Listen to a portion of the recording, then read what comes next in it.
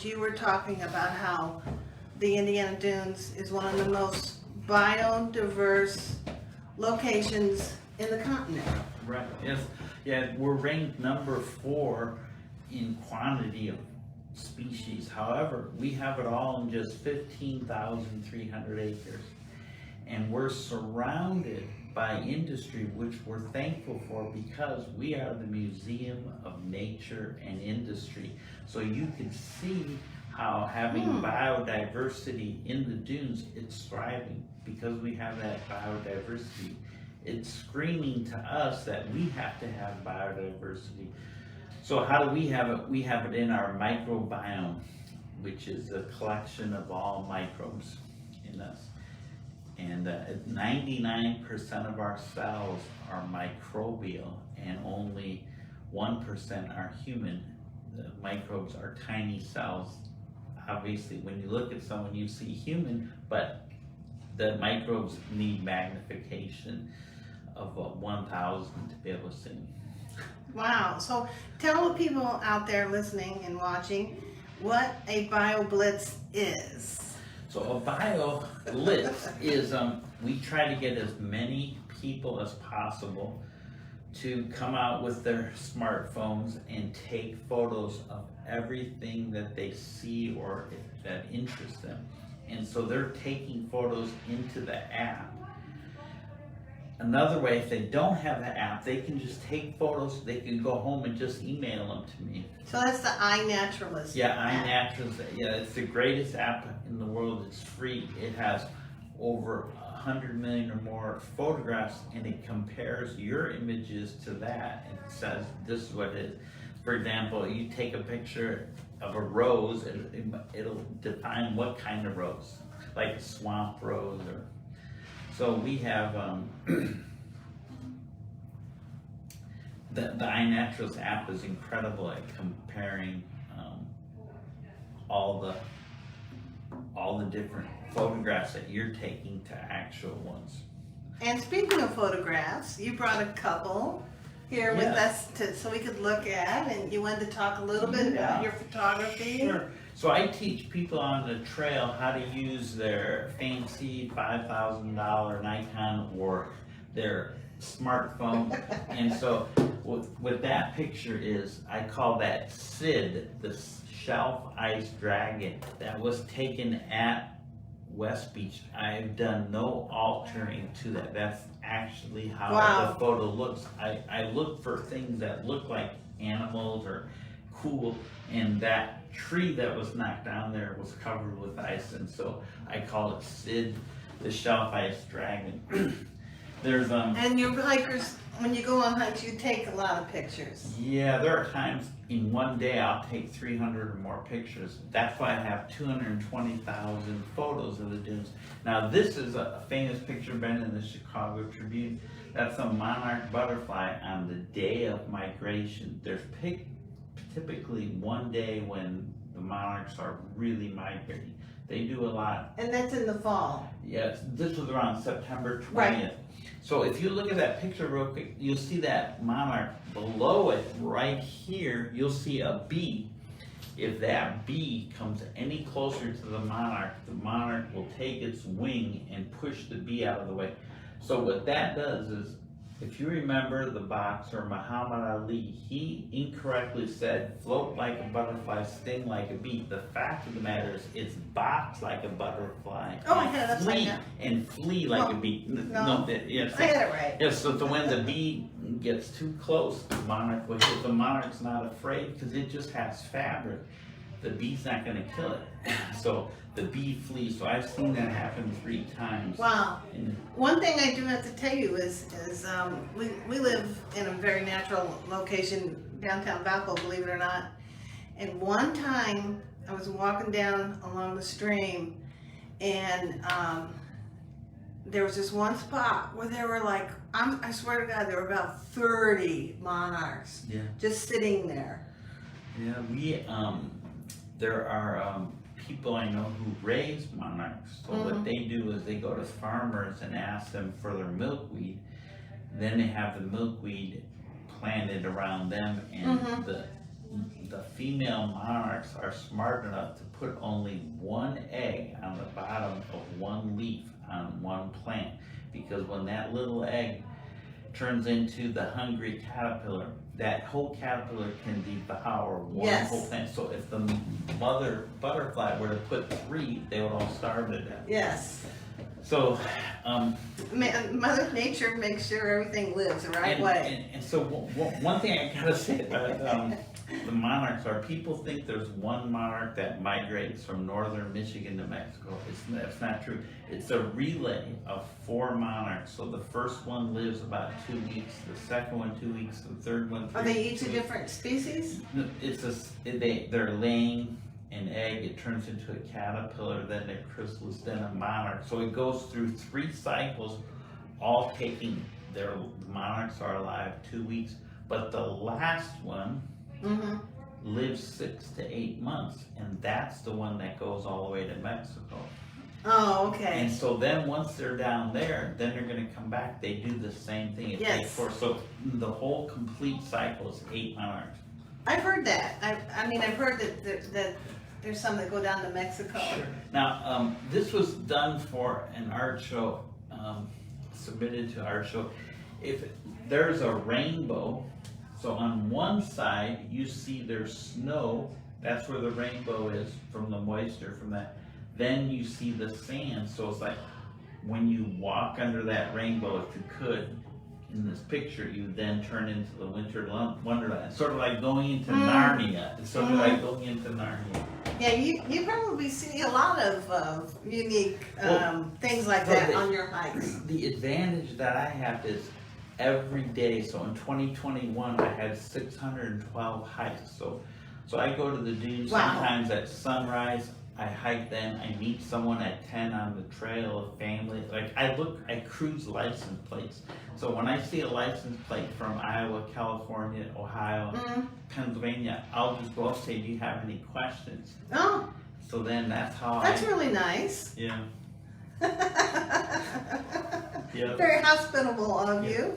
That's how I grow my customer base, and it's all free, by the way. I'm an Indiana Master Naturalist, and I just want to get people into nature. I get them out of their toxic drywall box, because I could rattle off 100 reasons why you don't want to stay in your house, and another 100 why you don't want to walk in your neighborhood. But you got to be out in nature, and in particular, the best place is the Indiana Dunes. One of the things I have to say about at the end of the show about things to do this weekend is one of them is on Sunday. There is a hike at the Heron the Rookery. Heron Rookery Trail. Oh, you knew about that Yeah, one. I'm gonna be there. I'm gonna be what they call the caboose. I'll be at the back of the line, and the rangers up at the front, and I'll be distracting people at the back. No, I'm just kidding. I will be there helping anyone who needs help. But I wanted you to tell people what a heron is and what a Heron Rookery is, because a lot of people don't know that. Yeah, so a heron is the blue heron, and it is roughly like up to over your waist they're in big. height. Yeah.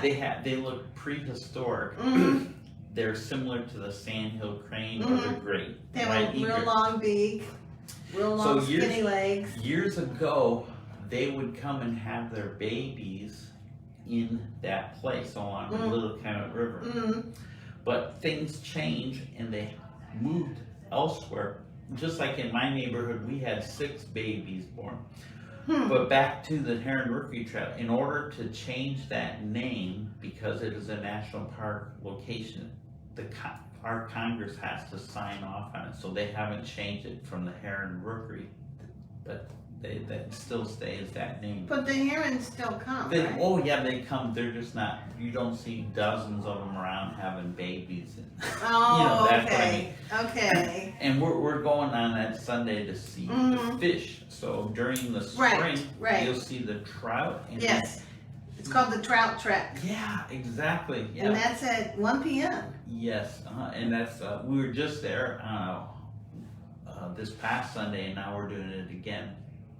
But for trout, Yeah, and then And the trout are only here a certain time of year. right, and last year in April, we saw trout, like 2 feet long. We saw 20 of them, and some of them were just floating, not moving. Others were whacking their tail. It was so incredible. Then in the fall, you see salmon. Yes. So the Heron Rookery trout is the #1 place in Indiana for wildflowers. You'll see the greatest. I didn't know that. You'll see the greatest. But that would be diversity. in the summer. That would be in the summer. In spring. Spring? In April, yeah. That's when they come. April. Yeah. So I lead hikes there at least 2 or 3 times a week in April. Mm-hmm. That and Brink Cross Gardens, which Yes. is the Porter County Park with over 400 species Right. of hostas, but they're daffodils. Oh my gosh. It's just a really great. Yeah, Brink Cross is fairly new. A lot of people don't even know about it. Yes, yeah. Yeah, I think they opened it up almost like 5 years ago. Yes, yeah, Yeah. or something like that. Yeah, there was a professor from the Art Institute, and that was his life project, was to develop this 50 acres. And now Porter County has gotten another bunch of acreage next to it. Yes. Well, speaking of which, I'm glad you brought that up because Brink Across and Shirley Heinze Land Trust, Yeah. these areas can also be a part of the BioBlitz too. Yes, when we look at, if you use iNaturalist, they are gonna plot exactly where it is. We'll know if it's the state park, national park, or Shirley Heinz, or Porter County. So we like you to do it all. Well, the computer will sort it out for us.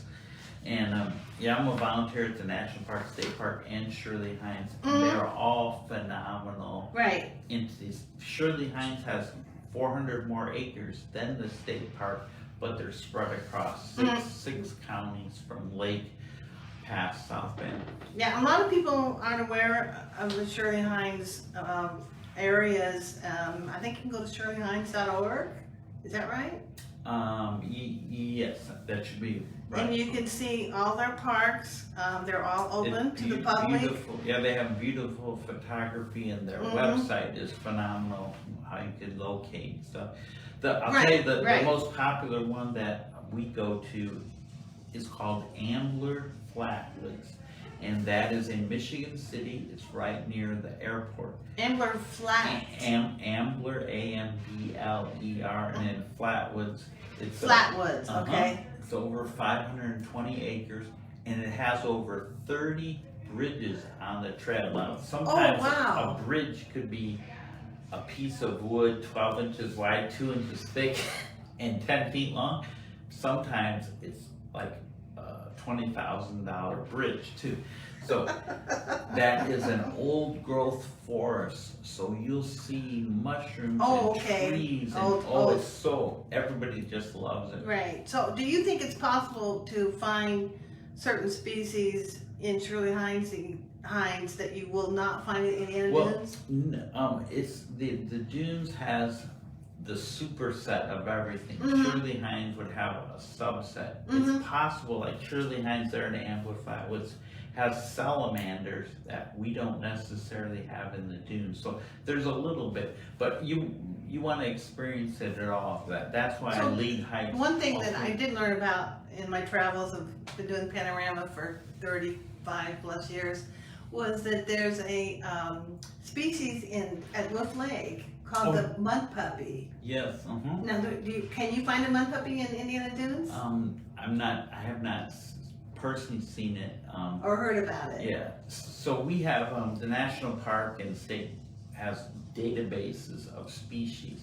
But one of the reasons we do a BioBlitz is to see, is it still there?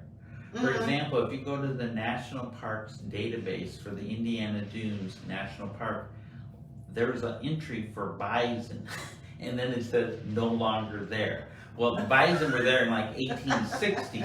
So anyway, by doing a BioBlitz, you find out what do we currently have. Like we had a federally endangered Carner blue butterfly, and it disappeared.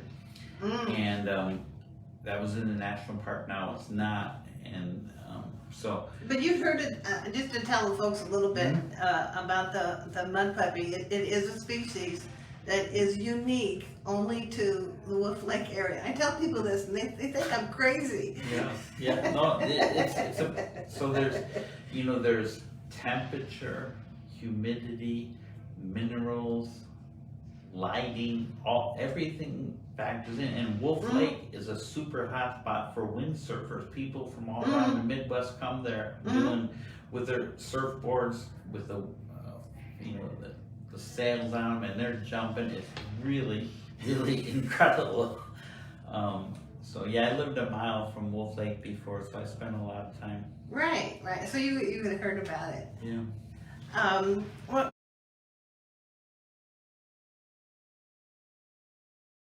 organize groups that will go on the Bio Blitz. So if you go to the IndianaDunesHiking.com, one of the menu items is Bio Blitz. So if you click on that, you'll see a video on how to use the app, but you'll see eventually dates and exact locations where you could come on a hike. Just if you want to hike, that's fine. If you want to take some photos, if you want to learn more about the Bio Blitz. But we're so blessed that here we have the Indiana Dunes, which has the greatest biodiversity density. We have 15,300 acres. Yellowstone is 2.2 million acres, and we have it all in just 15. So can someone just download the app and just go on their own? Oh yeah, they can just go on their own, and iNaturalist is automatically getting those. Also, I have things that are snatching all of those and putting it into by location too automatically. So when you publish it, it'll automatically be in there. And if you don't want to use the app, you could just say, oh, here, look at this great picture. What is it? You could email that, attach it to an email, and I'll tell you what and it is. And the email is? The email which you can use is Indiana Dunes Hiking, that's all one word, Indiana Dunes Hiking @gmail.com. And you could just, if you want to put in the subject, you don't have to, but if you do Bio Blitz, and maybe the location you're at, like State Park or Cowlsbog or West Beach or wherever, it could be your home, wherever you're at. But if you use the word Bio Blitz, that helps us find them quicker. Oh yeah. Yeah, one thing I was talking. I had a natural area where I live, and we had a snowy owl. Oh, the snowy owl is so beautiful. And I thought it was very rare. And I did go to the DNR website and log in that we had snowy owl. Yeah, it is. In the nature center at the state park, they have one that died naturally and was. They had it stuffed. Yeah. I was trying to think of the exact word, but anyway, that it's there and you can see it and it's beautiful. Oh yeah. And now, of course, you hear the Sandhill cranes. It's called bugling. You'll hear a sound. You won't even know where it's coming from. Eventually, you'll spot them, and they're just flying. So my friend counts the birds for the park system. One day he saw 5,000 of them. Another day 7,000. So they're coming. They're living here. And what time of year do you normally see those? They come back in this March time frame, and then they're here depending on how hardy they are and the weather. They're here in October, November even. I've seen them. And there's a Sandhill Crane Festival. Well, yes. So there, if you there are locations in America like Nebraska that has over 220,000 of them. In North Judson at Jasper, Pulaski, there might be 30,000 of them on the ground, and people come at sunrise, see them take off. And I have a video that I did at the Great Marsh in Beverly Shores. I went there for sunrise and it was very cloudy. So I'm doing the video and my phone beeps automatically at the sunrise at that instant. So it was cloudy, and when my phone beeped, then you heard the Sandhill cranes wake up and fly right by me. Oh, wow. And then one of the Sandhill cranes had hit its snooze button. So then it came chasing that big group. So you see that one going, and why are they leaving? Well, they're going to eat something different or go to a different playground. It's amazing. Yeah, now you mentioned the Pulaski, what is Yeah, it? Jasper Pulaski. Jasper Pulaski, people can do their Blitz there too? Yes. Now there's not going to be much, except sandhills and the plants around there aren't going to be much. But it's They have fish.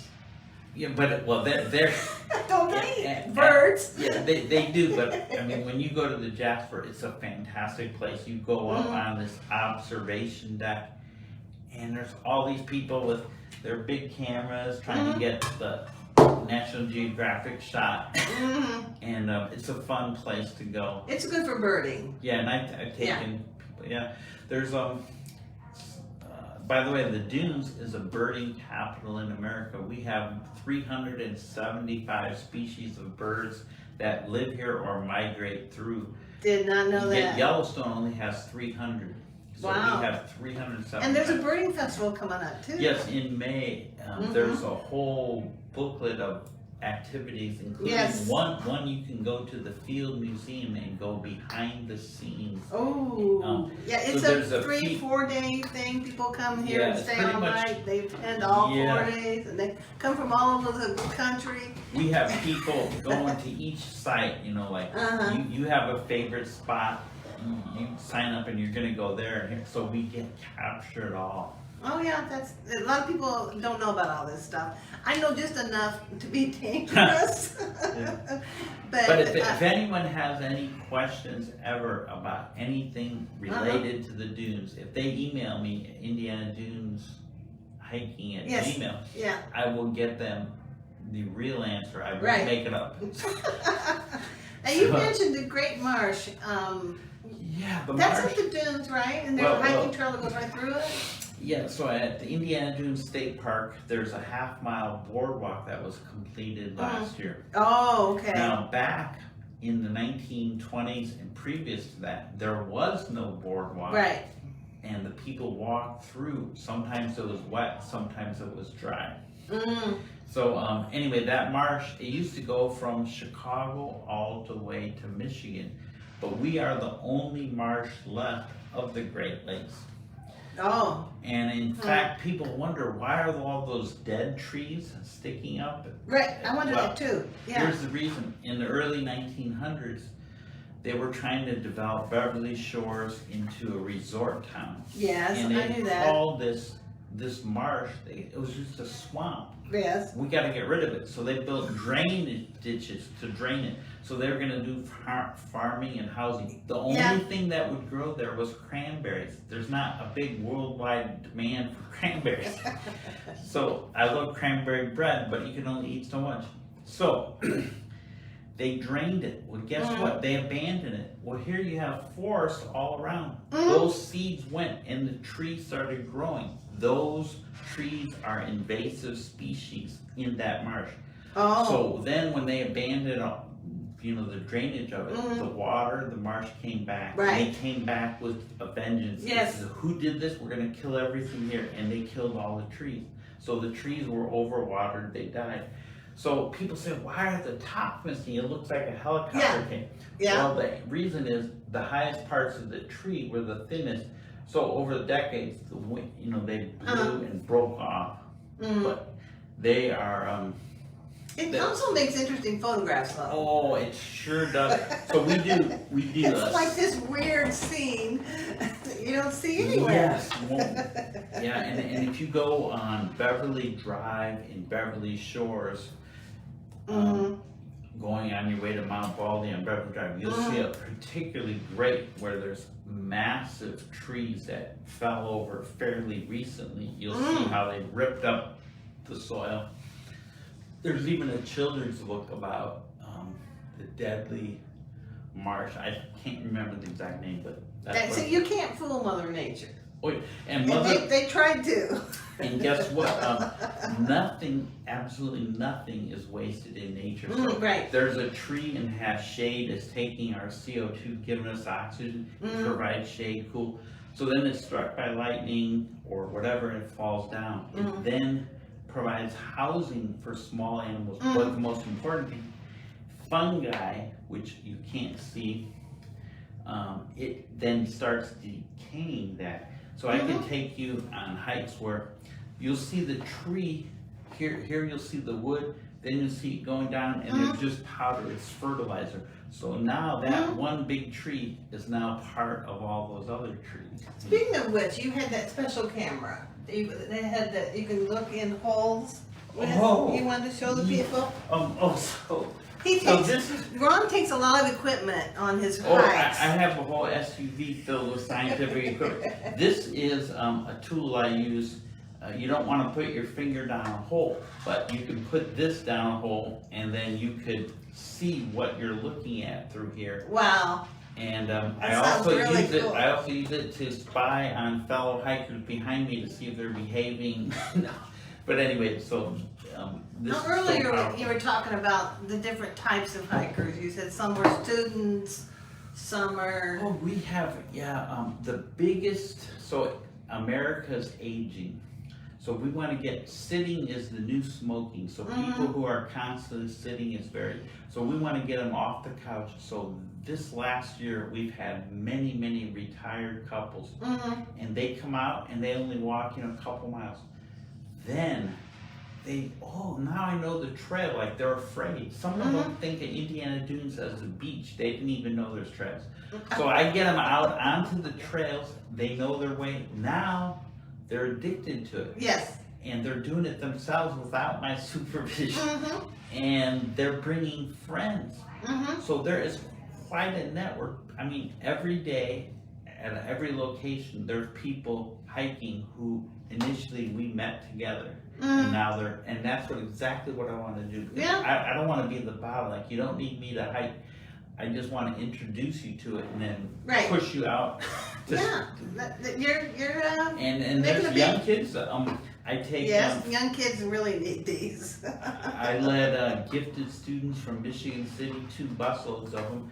We had so much fun, and they all hand wrote me letters saying, "That was the greatest." Did they have a lot of questions? Oh, ahead of time. They emailed me questions. It was more than any adult ever asked me. Give me an example of invasive species. And so when I got there, they said, "Okay, what's the answer to my questions?" So I had to rattle them off. Well, you know what? Why don't you tell our listeners what an invasive species is? A lot of people might not even know that. Okay, so an invasive species is defined as a species that isn't supposed to be there. It's not native to that area. One of the worst we have is called the Oriental bittersweet. It looks beautiful. It has little orange and little yellow, like beads, and it's a vine, and it grows around trees and kills them. That vine is so incredible. If you just go and cut it at the base, it stays alive. You have to pull it down. If you pull it down and dump it over here, it's going to spread. So you have to burn it. So you have to cut it, pull it down, burn it. And then I add, as a joke, you have to take the ashes to Tibet or it'll come back.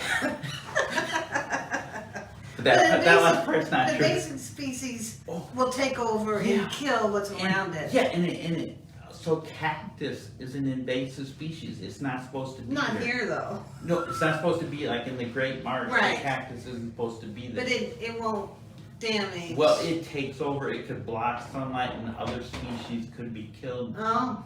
Yeah, so we could become a monoculture. We could only have one thing. Right. If you don't control it. Yeah. And there's a lot. Here's the problem: landscaping. People go to these companies, these garden centers, and they buy plants which aren't supposed to be here. So we have housing subdivisions adjacent, and it spreads. Yeah, the seeds will spread. Yeah, they really shouldn't sell invasive species. They're like the burning bush. The burning bush is beautiful red. You can't buy them now, You can? No, they won't sell them now. Good. I know that's an invasive species. A lot of people don't know that. Yeah. They will take over and take control and Sure. kill other plants.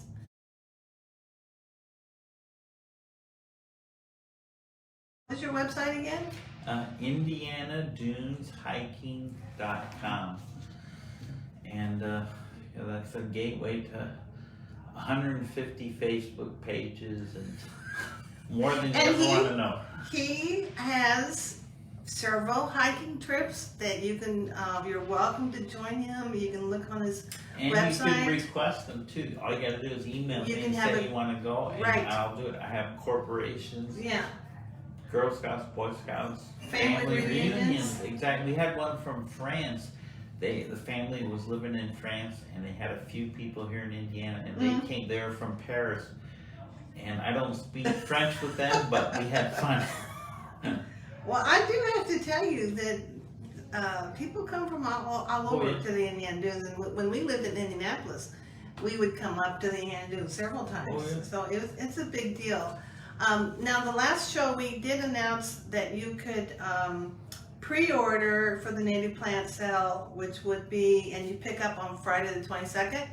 But I just found out that they're having the actual plant sale, where you can just, you don't have to pre-order, you can just go up and buy stuff. And that's on Saturday, April 23rd. It's not going to be at the Indiana Dunes this year. It's going to be at the Friends of the Indiana Dunes. Which is right next to Calvert Farm. It's on Oak Avenue? Yeah, Oak Hill. And so Oak Hill. When you're at the Indiana Friends of the Dunes house, you can see the cows roaming around on Chelburg Farm. So it's very close. It's just north. It's in between Chelburg Farm and the headquarters of the Dunes. The actual park headquarters. So you don't want to go to the Dunes this year? And the Friends of the Dunes are a great organization. Yes. They spent like $50,000 on mobility chairs at the state park so people can get out. I went on hikes where they were in a chair, like there was a girl who was a quadriplegic, and the mom controlled the joystick on that chair. So she hadn't been out in nature for 10 years. Wow. But now, thanks to the Friends of the Dunes, and the boardwalks are built? Yeah, so definitely support. And they also give moon pies for the full moon hikes at the state park. Well, they do a lot. Yeah, you can go to friendsoftheindianadunes.org and check them out. We got some good shows coming up. We're a weekly show every Friday at noon on WVLP 103.1 FM. I gotta say the call numbers. And next week we're going to have a hypnotist, Randy Light. She's quite a person. I've got to warn her, she can't hypnotize people over the radio. And then the following week, we're going to have the director of the Dean and Barbara White Community Center out of Maryville. It's a brand new community center. A lot of people are not aware of it. It's huge. It has all kinds of banquet rooms for different reasons. People are having weddings there. And then the following week, hopefully we're going to get the lady from Valparaiso Storage, and she is going to talk about, I've heard her talk about this, the storage wars that you see on TV. She has real life storage wars, which is kind of hilarious. It's not fun for her, but it'd be fun to listen to her talk about it. And just want to remind you again that the Highland Spring Craft and Vendor Show, it's the big show that a lot of people ask me about, is going to be on Saturday, April 2nd at the Lincoln Center in Highland. And we really wanted to thank Ron. He's the founder of the Indiana Dunes Hiking, and he's also facilitator of the Bio Blitz coming up the end of April. And look for more. You can have like little gatherings and get-togethers. Oh yeah, we'll train people how to do it and right. talk to them. And any group that you have, whether it be family, friends, we can get together and I can teach you about the history or the characters like Diana of the Dunes, or how did President Kennedy play a big role in the Dunes. I can tell you all kinds Hey, of secret there's- stories. Yeah, there's a lot. You should come back on this show. Yeah. there's a lot of people that people don't know about the dunes, Right. even though they live right here. Sure. And I know a lot of this stuff because of the Panorama magazine. And if I didn't have the magazine, I Yeah. wouldn't know half this stuff either. I wouldn't even know what Sure. a sandhill crane was. Right. So we have a very, very fortunate to have this biodiversity. What'd you call it? The Nature Museum? No, of the Nature Museum of Nature and Industry. and Industry. So there's a world famous one in Chicago, Science and Industry. Uh-huh. So we blow that away with significance of nature and industry. We have a fungal network of 300 miles per square 2 feet under the. You're walking, every time you take a step, there's 300 miles of fungi underneath that. The trees communicate actually over that fungi. So that's a whole lesson that I can tell about. But when you learn We about saw a trees, movie about trees talking. yeah, Well, we're getting close to the end here.